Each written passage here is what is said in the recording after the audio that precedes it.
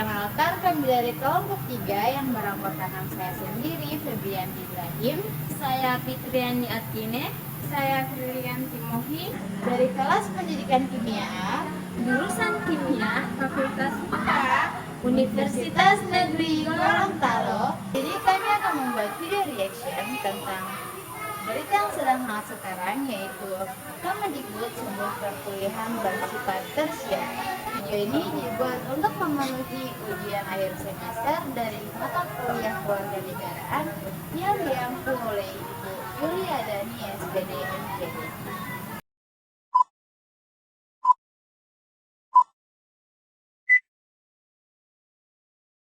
Kalian udah dengar gak masalah tentang katanya Kemendikbud kalau kuliah tuh bersifat tersier? Terus menurut aku ya, itu tuh masuk sama berita yang itu loh, Pak Nadiem diundang sama DPR buat bahas tentang kenaikan UKT. Oh iya, aku juga udah dengar. Aku juga udah nonton dari YouTube itu. YouTube. Aku udah ada baca artikel di Google. Aku juga nonton loh YouTube-nya itu. Katanya kenaikannya juga sesuai tangga sih. Terus yang bakalan ditertahanin UKT-nya tuh yang level 1 sama 2. Tangga-tangga daripada UKT ini semuanya itu ada tangganya, dan tangga-tangga terendah yaitu level 1 dan 2 dari tangga tersebut itu tidak akan berubah.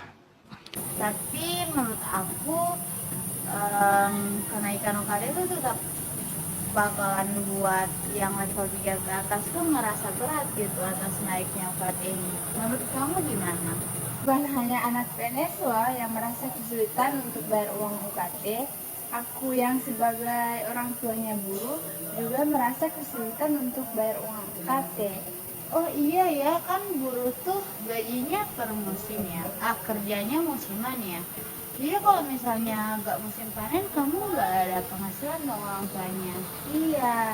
Nah kan, jadi menurut aku tuh kayak nggak cuma memberatkan yang itu ya, anak-anak yang golongan yang level 1 2, tetap kan buruh masuk ke golongan 3 gak sih?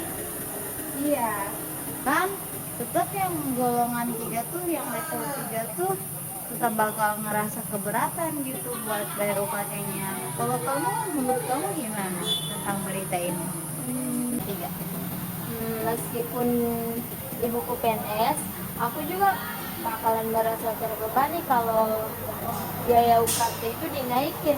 Kan biaya UKT itu di luar biaya beli buku, beli peralatan praktikum, apalagi ditambah biaya hidup. Iya bener banget, katanya PNS tuh gajinya gak seberapa gak sih buat biayain biaya kuliah kita. Iya, paling kan ibuku bukan cuman aku yang dibiayain, kan ada saudara-saudaraku. Jadi ibuku itu kayak orang tua aku lah, merasa terbebani mungkin kalau UKT-nya dinaikin.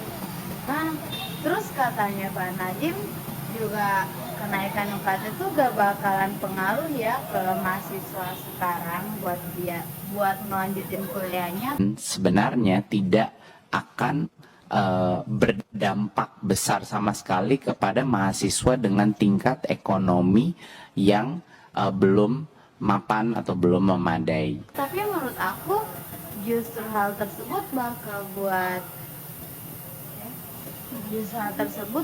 buat banyak mahasiswa yang berhenti kuliah. Apalagi aku juga punya teman ya yang kemarin tuh sempat berhenti kuliah karena dia rasa buat bayar UKT-nya tuh kayak berat gitu. Apalagi itu aja pas UKT sekarang yang belum naik, dia ngerasa terbebani banget buat bayar UKT-nya, apalagi kalau dinaikin. Terus katanya kan kuliah tuh bersifat tersier ya. Terus maksudnya buat orang-orang yang kayak kita gak berhak buat kuliah gitu. Menurut aku, biaya UKT sekarang itu sudah pas karena itu kan sesuai dengan penghasilan kedua orang tua kita kan itu. Iya kan udah dihitung ya. Iya. Kayaknya menurut aku buat pemerintah tuh gak harus naikin UKT deh. Cuman buat pemerintah tuh harus benar-benar perhatiin pengalokasian beasiswa gitu. Kayak beasiswanya ya udah dikasih ke orang yang benar-benar mampu aja, gak yang kayak misalnya orang yang mampu dikasih beasiswa. Apalagi kan sekarang tuh anak-anak PNS juga dapat kuliah, sedangkan di kelas kita kan banyak, bukan banyak sih, tapi ada beberapa yang pantas untuk mendapatkan itu tapi tidak mendapatkan. Gagal banget. Jadi kayak daripada dinaikin UKT-nya mending beasiswanya aja yang dialokasikan dengan benar-benar gitu. Karena kayak yang ngerasa berat tuh gak cuma anak guru aja ya, kayak anak PNS juga ngerasa keberatan. Masa di kelas sebelah ada orang yang mampu, yang orang tuanya bisa membiayai kuliah, dia dapat beasiswa, apalagi kita yang kurang berkecukupan malah tidak dapat beasiswa. Oh gitu ya, kayaknya dari pihak kampus harus deh buat observasi langsung gitu, kayak harus bener-bener didatangin tuh ke rumah orang yang bakal dikasih beasiswa.